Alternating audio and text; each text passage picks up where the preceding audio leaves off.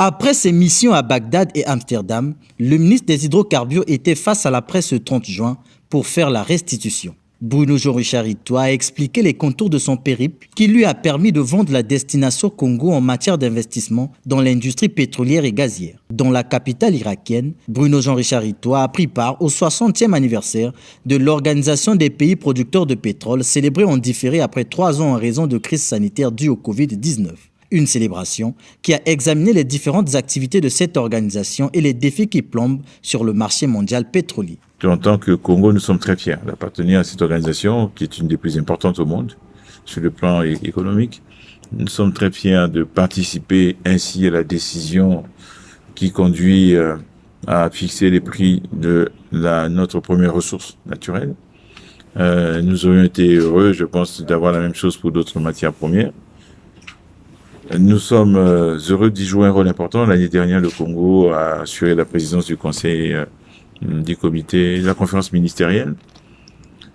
Et même après notre présidence, nous continuons à jouer un rôle très très important. Le Congo est un pays qui pèse. Nous sommes le 3e pays producteur de pétrole en Afrique subsaharienne. Et nous y bénéficions de tout ce que l'OPEP peut apporter en termes de compétences, d'expertise, d'accès aux données, d'accès aux analyses, de compréhension non seulement du marché pétrolier, mais de l'ensemble de l'économie mondiale, internationale.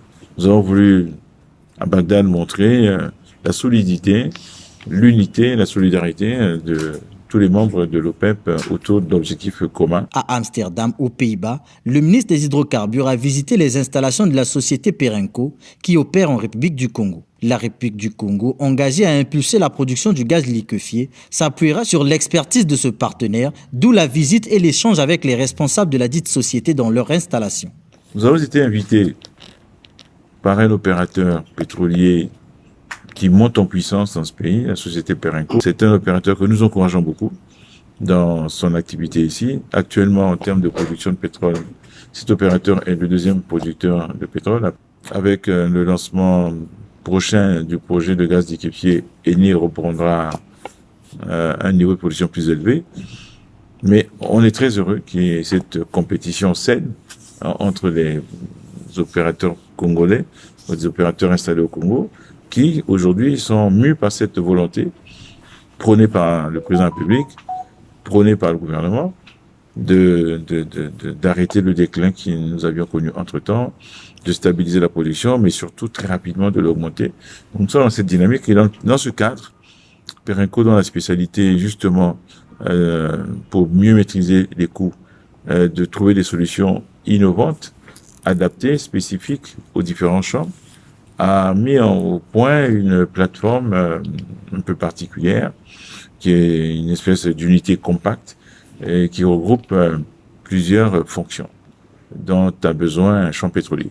Avant ces destinations, Bruno Jean-Richard Ittois a pris activement part au forum Invest in Africa Energy à Paris en France. Ce, avant de s'envoler pour Vienne en Autriche, où il a participé aux différentes réunions de l'OPEP. Avant cela, nous avions été dans un forum à Paris qui a permis de voir une très grande affluence de sociétés internationales autour du thème « Investir dans l'énergie en Afrique » et nous avons eu l'occasion de présenter ce que le Congo offre comme opportunité.